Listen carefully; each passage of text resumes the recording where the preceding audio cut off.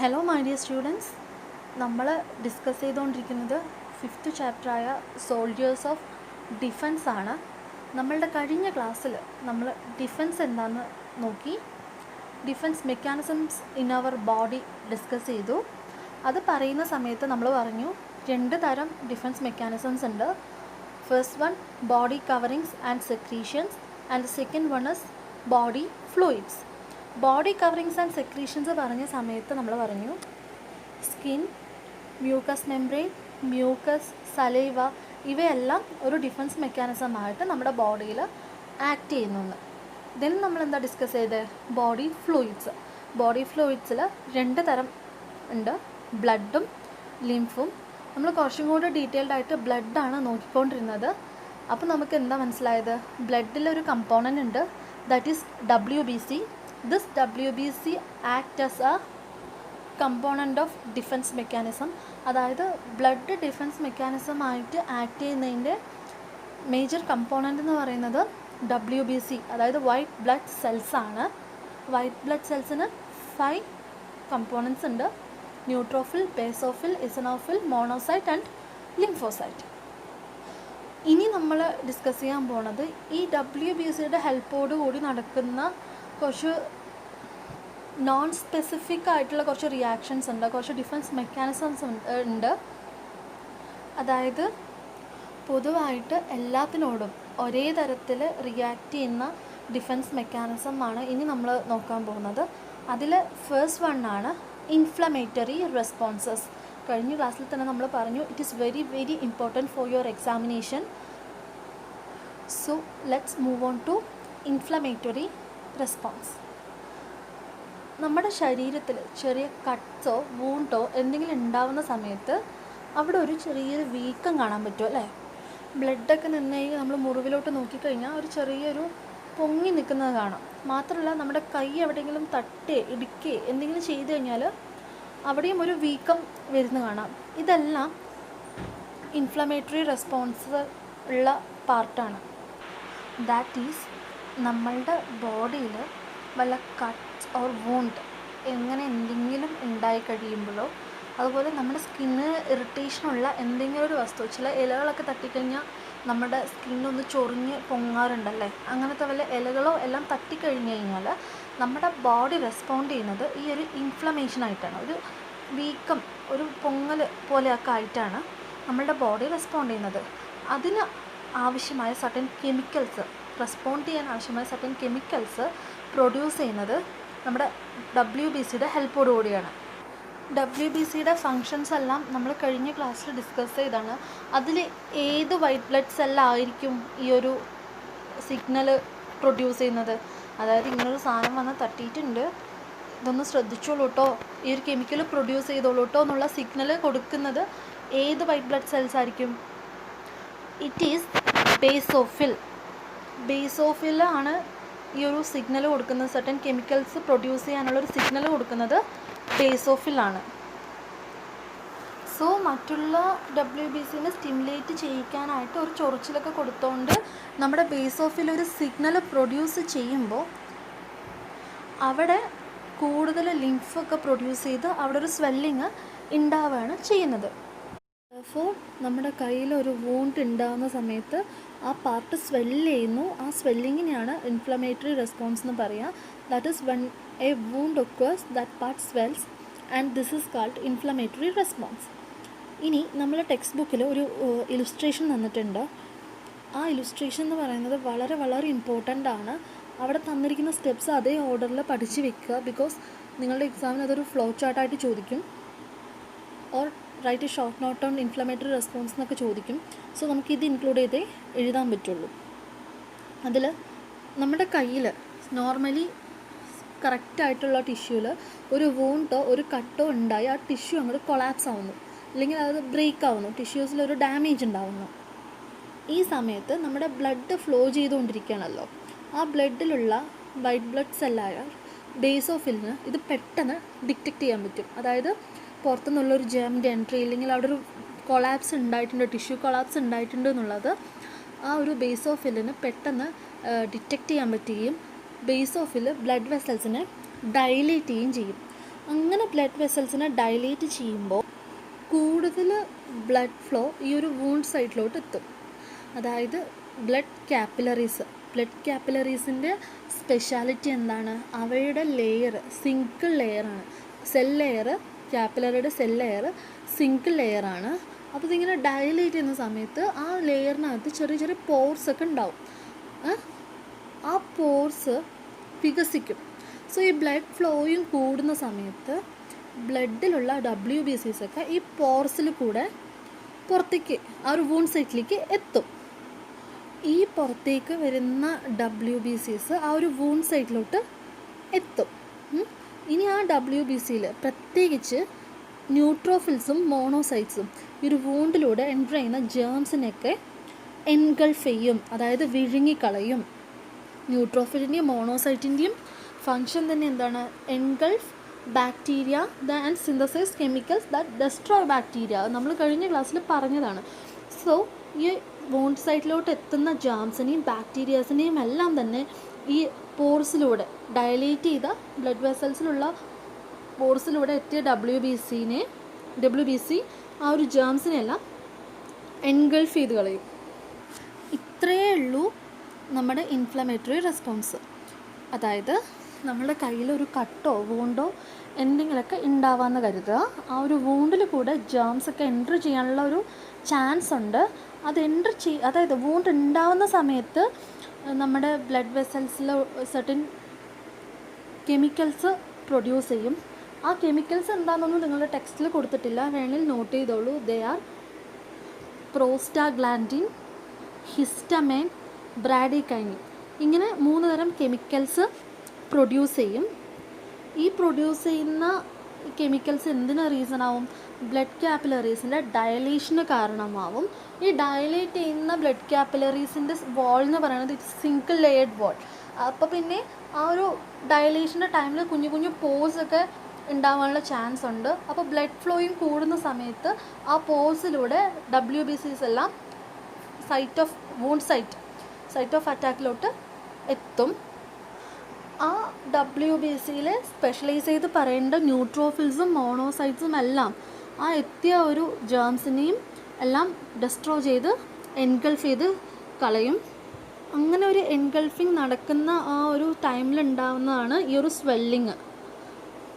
ഇങ്ങനെ blood പ്ലാസ്മയും white blood cells എല്ലാം wound സൈറ്റിലെത്തി ബാക്ടീരിയാസിനെല്ലാം engulf ചെയ്യുന്നതിൻ്റെ കാരണം ആയിട്ട് സ്വെല്ലിങ് ഉണ്ടാവുന്നു വൂണ്ട് സൈറ്റിൽ. ഇങ്ങനെയുള്ളൊരു ഡിഫൻസ് മെക്കാനിസത്തിൻ്റെ പേരാണ് ഇൻഫ്ലമേറ്ററി റെസ്പോൺസസ്. ഇങ്ങനൊരു ബ്ലഡ് കാപ്പിലറി ഡയലേറ്റ് ചെയ്യുന്നത് കൊണ്ടുള്ള ഒരു അഡ്വാൻറ്റേജ് എന്താണ്? ഈ ബ്ലഡ് കാപ്പിലറി ഡയലേറ്റ് ചെയ്യുന്നത് മൂലം ബ്ലഡ് ഫ്ലോ കൂടുന്നു.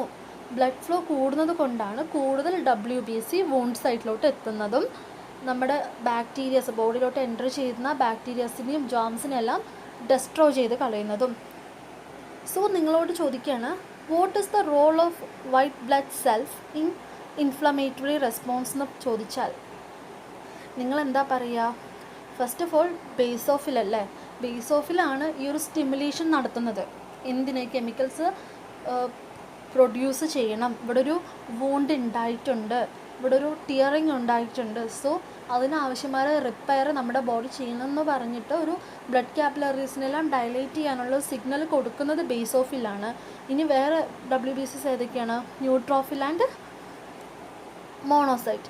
ഈ ന്യൂട്രോഫിലിൻ്റെയും മോണോസൈറ്റിൻ്റെയും ഫങ്ഷൻ എന്താണ്? It destroys germs, that is it engulfs germs, is it? So inflammatory response ഇത്രയേ ഉള്ളൂ. അപ്പോൾ നമ്മൾ പറഞ്ഞു മോണോസൈറ്റ്സും ന്യൂട്രോഫിൽസ് എല്ലാം ജേംസിനെ എൻഗൾഫ് ചെയ്യുന്നു, അതായത് വിഴുങ്ങുന്നു. അങ്ങനെ വിഴുങ്ങുന്ന ആ ഒരു പ്രോസസ്സിനെയാണ് ഫാഗോസൈറ്റോസിസ് എന്ന് പറയുക. ഇതും WBCയുടെ ഹെൽപ്പോടുകൂടി നടക്കുന്നതല്ലേ? So phagocytosis is the process of engulfing and destroying of germs. ഇങ്ങനെ ജേംസിനെ ഡെസ്ട്രോയ് ചെയ്യാനായിട്ട് ആ ഒരു ഡ്യൂട്ടിയിൽ ഏർപ്പെടുന്ന സെൽസിനെ പറയുന്ന പേരാണ് ഫാഗോസൈറ്റ്സ്. ഫാഗോ എന്ന് പറഞ്ഞു കഴിഞ്ഞാൽ ടു എൻഗൾഫ്, അതായത് വിഴുങ്ങുക. സൈറ്റ് എന്ന് പറഞ്ഞാൽ സെൽ. So phagocytes. അപ്പോൾ നമ്മുടെ WBCയിൽ ഫാഗോസൈറ്റ്സ് എന്നറിയപ്പെടുന്നത് ഏതൊക്കെയാണ്? ന്യൂട്രോഫിൽസും മോണോസൈറ്റ്സും. ഈ ഒരു ഇലസ്ട്രേഷൻ നോക്കൂ. ഒരു പാത്തജൻ നമ്മുടെ വൂണ്ട് സൈറ്റിലോട്ട് വരുന്നു. ആ ഒരു മെംബ്രെയിൻ സാക്കിൽ വെച്ചിട്ട് തന്നെ ആ ഒരു പാത്തജനെ അത് എൻഗൾഫ് ചെയ്യാണ്. ഇനി ആ എൻഗൾഫ് ചെയ്ത പാത്തജൻ്റെ അടുത്തേക്ക് ലൈസോസോം വരുന്നുണ്ട്. Lysosome is strongest, so it can destroy bacterias or any pathogen. ആ ലൈസോസോം വരുന്നു. ആ ലൈസോസോം എന്തുമായിട്ട് കമ്പൈൻ ചെയ്യുന്നു? നമ്മളുടെ പാത്തജനുള്ള ആ ഒരു മെംബ്രെയിൻ സാക്കുമായിട്ട് കമ്പൈൻ ചെയ്യുന്നു. അത് കമ്പൈൻ ചെയ്യുമ്പോൾ എന്താ സംഭവിക്കുന്നത്? പാത്തജൻസ് ഡീജനറേറ്റ് ആയി പോകും. ഈ ലൈസോസോമിൻ്റെ അറ്റാക്ക് കാരണം പാത്തജൻസ് നശിച്ചു പോകുന്നു. അപ്പോൾ നമ്മൾ ഇൻഫ്ലമേറ്ററി റെസ്പോൺസ് നോക്കി, ദെൻ ഫാഗോസൈറ്റോസിസ് നോക്കി. ഏകദേശം ഇൻഫ്ലമേറ്ററി റെസ്പോൺസിൽ തന്നെ വരുന്ന ഒരു പ്രോസസ്സാണ് ഫാഗോസൈറ്റോസിസ്. ഇനി നമ്മൾക്ക് നോക്കാനുള്ളത് ബ്ലഡ് ക്ലോട്ടിംഗ് ആണ്. ബ്ലഡിൻ്റെ തന്നെ നോൺ സ്പെസിഫിക് ആയിട്ടുള്ള ഒരു ഡിഫൻസ് മെക്കാനിസമാണ് ബ്ലഡ് ക്ലോട്ടിംഗ്. ഇൻഫ്ലമേറ്ററി റെസ്പോൺസസും ഫാഗോസൈറ്റോസിസും പോലെ തന്നെ ബ്ലഡ് ചെയ്യുന്ന ഒരു ഡിഫൻസ് മെക്കാനിസമാണ് ബ്ലഡ് ക്ലോട്ടിംഗ്. ബ്ലഡ് ക്ലോട്ട് അല്ലെങ്കിൽ ബ്ലഡ് ക്ലോട്ടിംഗ് എന്ന വേർഡ് നിങ്ങൾക്ക് ഓൾറെഡി ഫെമിലിയർ ആണ്. ഒരു നോർമൽ സിറ്റുവേഷനിൽ ബ്ലഡ് ക്ലോട്ട് ആവാറില്ല. അതായത് നമ്മളുടെ ബ്ലഡ് വെസൽസിൽ കൂടെ ഫ്ലോ ചെയ്യുന്ന ബ്ലഡ് നോർമൽ സിറ്റുവേഷൻസിൽ ക്ലോട്ട് ആവാറില്ല. ഇനി സപ്പോസ് ബ്ലഡ് വെസലിൽ ക്ലോട്ട് എന്നുള്ളൊരു കണ്ടീഷൻ എത്തുവാണെങ്കിൽ that may be because of any other underlying diseases. ഒരു ബ്ലഡ് ക്ലോട്ട് ഫോം ചെയ്യുക എന്നുള്ളത് ഒരു സിമ്പിൾ പ്രോസസ്സ് അല്ല. അതായത് ഇപ്പോൾ ഒരു ദിവസം കൊണ്ടോ ഒരു മാസം കൊണ്ടോ ഉണ്ടാവുന്ന ഒരു പ്രോസസ്സല്ല ഈ ബ്ലഡ് ക്ലോട്ട് ഫോം ചെയ്യുക എന്നുള്ളത്. അത് ഒരാളുടെ ഫുഡ് ഹാബിറ്റും അല്ലെങ്കിൽ വേറെ വല്ല ഡിസീസസിൻ്റെയും ബേസിൽ കുറേ കാലങ്ങളായിട്ട് അക്യുമുലേഷൻ ഉണ്ടായിട്ടാണ് നോർമലി ഒരു ബ്ലഡ് വെസലിൽ ബ്ലഡ് ക്ലോട്ട് കാണുക. അല്ലാത്ത നോർമൽ സിറ്റുവേഷൻസിൽ ബ്ലഡ് ക്ലോട്ട് ആവാറില്ല അല്ലേ. ഇഫ് സപ്പോസ് നമ്മളുടെ കയ്യിൽ ഒരു വൂണ്ട് അല്ലെങ്കിൽ ഒരു ടിയർ, ഒരു കട്ട് എന്തെങ്കിലും ഉണ്ടാവുകയാണെങ്കിൽ, ഒരു ഇഞ്ചുറി ഉണ്ടാവുകയാണെങ്കിൽ നമ്മളുടെ ബ്ലഡ് വെസൽസ് ബ്രേക്ക് ആവും. മാത്രമല്ല ബ്ലഡ് വെളിയിലോട്ട് ഫ്ലോ ചെയ്യും. നോർമൽ കേസസിൽ കുഞ്ഞു കുഞ്ഞു വൂണ്ട്സൊക്കെ ആണെന്നുണ്ടെങ്കിൽ ബ്രേക്ക് ആവുന്നത് കാപ്പിലറീസ് ആയിരിക്കും. വാട്ട് എവർ കാപ്പിലറീസ് ആണെങ്കിലും ബ്ലഡ് വെസൽസ് ആണെങ്കിലും ബ്ലഡ് ഫ്ലോ ഉണ്ടാവും. അങ്ങനെ ഉണ്ടാവുന്ന ഒരു blood flow normally 2 to 8 മിനിറ്റിനകം 2 to 8 minutes, within 2 to 8 minutes it will get clot. ആ ഒരു ബ്ലഡ് ഫ്ലോ ആ 8 മിനിറ്റിനകത്ത് നിന്നിട്ടുണ്ടാവും. ഇങ്ങനെ ഒരു ക്ലോട്ടിംഗ് മെക്കാനിസം ഇല്ലായിരുന്നുവെങ്കിൽ what will happen? Blood flow നിൽക്കുകയില്ല. നമ്മൾ ചെറിയ വൂണ്ട് പോലുള്ള കാര്യങ്ങൾ ഉണ്ടാകുമ്പോൾ തന്നെ ബ്ലഡ് പോയി നമ്മൾ വീക്കായി it may lead to death. Is it? Human ബോഡിയിൽ അത്രയ്ക്കും ഇമ്പോർട്ടൻ്റ് ആയൊരു പ്രോസസ്സാണ് ബ്ലഡ് ക്ലോട്ടിംഗ്. അപ്പോൾ എങ്ങനെയാണ് ബ്ലഡ് ക്ലോട്ടിംഗ്? ഇപ്പോൾ ഒരു വൂണ്ട് ഉണ്ടായിക്കഴിഞ്ഞാൽ ബ്ലഡ് ക്ലോട്ടിംഗ് സിഗ്നൽ ആരാണ് കൊടുക്കുന്നത് എന്നൊക്കെ നമുക്ക് നോക്കാം. Let's move on to blood clotting. Okay, normally നമ്മളുടെ ബ്ലഡിൽ തന്നെ ഈ ബ്ലഡ് ക്ലോട്ടിങ്ങിന് ആവശ്യമായ കമ്പോണൻറ്റ്സ് അല്ലെങ്കിൽ സാധനങ്ങൾ പ്രസൻ്റാണ്. പക്ഷേ ഒരു ഇനാക്റ്റീവ് സ്റ്റേറ്റിലാണെന്ന് മാത്രം. നമ്മളുടെ ഫുൾ ബോഡിയിൽ ബ്ലഡ് വെസൽസിലൂടെ ബ്ലഡ് പമ്പ് ചെയ്തുകൊണ്ട് അല്ലെങ്കിൽ ഫ്ലോ ചെയ്തുകൊണ്ടിരിക്കുകയാണ്. ആ ബ്ലഡിൽ തന്നെ ബ്ലഡ് ക്ലോട്ടിങ്ങിന് ആവശ്യമായ കമ്പോണൻറ്റ്സ് ഉണ്ട്. ആ കമ്പോണൻറ്റ്സ് ഒരു ഇനാക്റ്റീവ് സ്റ്റേറ്റിലാണ് കാണുന്നത്. നമ്മളുടെ ശരീരത്ത് എവിടെയെങ്കിലും മുറിവുണ്ടായാൽ ഈ ഒരു ബ്ലഡ് ആ റീജിയനിലൂടെ ഫ്ലോ ചെയ്യുമല്ലോ. ആ ഫ്ലോ ചെയ്യുന്ന ടൈമിൽ എവിടെയാണോ ബ്രേക്ക് ഉണ്ടായത്, അതായത് എവിടെ വെച്ചാണോ ബ്ലഡ് വെസലിന് ഇഞ്ചുറി സംഭവിച്ചിട്ടുള്ളത്, ആ ഒരു റീജിയൻ എത്തുന്ന സമയത്ത് നമ്മുടെ ബ്ലഡിലുള്ള പ്ലേറ്റ്ലെറ്റ്സ് റെക്കഗ്നൈസ് ചെയ്യും. കാരണം അവിടെ സ്മൂത്ത് ഫ്ലോ നടക്കുന്ന അവിടെ ഒരു റഫ് സർഫസ് കാണുകയാണ്. അപ്പോൾ ആ ഒരു റഫ് സർഫസ് എത്തിക്കഴിയുമ്പോൾ ഈ ബ്ലഡിൽ ഇനാക്റ്റീവ് ആയിട്ടുള്ള ചില കമ്പോണൻറ്റ്സ് മെയിൻ പ്ലേറ്റ്ലെറ്റ്സ് ഇത് റെക്കഗ്നൈസ് ചെയ്യും. ഒരു റഫ് സർഫസ് റെക്കഗ്നൈസ് ചെയ്ത ഉടനെ തന്നെ പ്ലേറ്റ്ലെറ്റ്സ് ഡിസിൻറ്റഗ്രേറ്റ് ചെയ്യും അല്ലെങ്കിൽ ഡീജനറേറ്റ് ചെയ്യും. എന്നിട്ട് ഒരു കെമിക്കൽ, അതിൻ്റെ പേരാണ് ത്രോംബോപ്ലാസ്റ്റിൻ. ത്രോംബോപ്ലാസ്റ്റിൻ എന്ന പേരുള്ള ഒരു കെമിക്കൽ ഈ പ്ലേറ്റ്ലെറ്റ്സ് പ്രൊഡ്യൂസ് ചെയ്യും. ഈ ത്രോംബോപ്ലാസ്റ്റിൻ എന്ന് പറയുന്നത് ഒരു എൻസൈമാണ്. ആണെങ്കിൽ സ്റ്റാർട്ടിങ് സിഗ്നൽ ആരാ കൊടുക്കുന്നത്? പ്ലേറ്റ്ലെറ്റ്സ് ആണ്. ഈ ഒരു സ്റ്റാർട്ടിങ് സിഗ്നൽ കിട്ടിയ ഉടനെ തന്നെ ഞാൻ ആദ്യമേ പറഞ്ഞു ബ്ലഡിൽ കുറേ ഇനാക്റ്റീവായിട്ട്, അതായത് ബ്ലഡ് ക്ലോട്ടിങ്ങിന് ആവശ്യമായ ഫാക്ടേഴ്സ് ഇനാക്റ്റീവായിട്ട് കിടക്കുവാണെന്ന്. അങ്ങനെ ഈ സ്റ്റാർട്ടിങ് സിഗ്നൽ കിട്ടിയ ഉടനെ തന്നെ ഈ ഇനാക്റ്റീവായിട്ടുള്ള കമ്പോണൻസ് എല്ലാം പയ്യെ പയ്യെ ആക്റ്റീവായി തുടങ്ങും. ഈ പ്ലേറ്റ്ലെറ്റ് ഡീജനറേറ്റ് ചെയ്ത് ത്രോംബോപ്ലാസ്റ്റിൻ എന്നുള്ളൊരു എൻസൈം പ്രൊഡ്യൂസ് ചെയ്തല്ലോ. ഈ ത്രോംബോപ്ലാസ്റ്റിൻ എന്ത് ചെയ്യുമെന്നറിയോ? ബ്ലഡിലുള്ള ഒരു പ്രോട്ടീനായ പ്രോത്രോംബിനെ ത്രോംബിനാക്കി കൺവേർട്ട് ചെയ്യും. അതായത് thromboplastin in presence of thromboplastin prothrombin in plasma converts into thrombin. Prothrombin is the inactive part and this thromboplastin enzyme converts prothrombin into active thrombin. For this conversion, two factors are necessary. They are calcium ions and vitamin K. അപ്പോൾ കാൽഷ്യത്തിൻ്റെയും vitamin കെയുടെയും പ്രസൻസിലാണ് ഈ ഒരു prothrombin to thrombin എന്നുള്ളൊരു conversion നടക്കുക. ഇനി blood ക്ലോട്ടിങ്ങിന് ആവശ്യമായ മറ്റൊരു ഫാക്ടറാണ് fibrinogen. ഈ ഫൈബ്രിനോജനെ കുറിച്ച് നിങ്ങൾ ഓൾറെഡി 9th കേട്ടിട്ടുണ്ട്. എവിടെയാണ് പഠിച്ചത്? 3 പ്ലാസ്മ പ്രോട്ടീൻസ് ഉണ്ട്. ഏതൊക്കെയാണ്? ആൽബുമിൻ, ഗ്ലോബുലിൻ ആൻഡ് ഫൈബ്രിനോജൻ അല്ലേ? സോ ബ്ലഡിൽ പ്രസൻറ്റായ ഈ ഫൈബ്രിനോജനും അതിൻ്റെ ഇനാക്റ്റീവ് സ്റ്റേറ്റിലായിരിക്കും കിടക്കുന്നുണ്ടാവുക. നമ്മൾ ആദ്യം പറഞ്ഞു പ്രോത്രോംബിനെ ത്രോംബോപ്ലാസ്റ്റിൻ ത്രോംബിനാക്കി കൺവേർട്ട് ചെയ്തു അല്ലേ? അപ്പോൾ ഈ ത്രോംബിൻ എന്ത് ചെയ്യുമെന്നറിയോ? ഈ ത്രോംബിൻ ചെന്ന് ഫൈബ്രിനോജനെ ആക്റ്റീവാക്കും. ആക്റ്റീവ് സ്റ്റേറ്റ് ഓഫ് ഫൈബ്രിനോജൻ ഏതാണ്? Fibrin fibres. മനസ്സിലായോ? ഫൈബ്രിനോജൻ എന്ന വേർഡിൻ്റെ മീനിങ് തന്നെ ഫൈബർ ജനറേറ്റ് ചെയ്യുന്നത് എന്നാണ്. ഓക്കെ, അതായത് നാരുകൾ പോലത്തെ ഫൈബേഴ്സ് ഉണ്ടാക്കുന്നത്, അതാണ് ഫൈബർ ജനറേറ്റിംഗ്.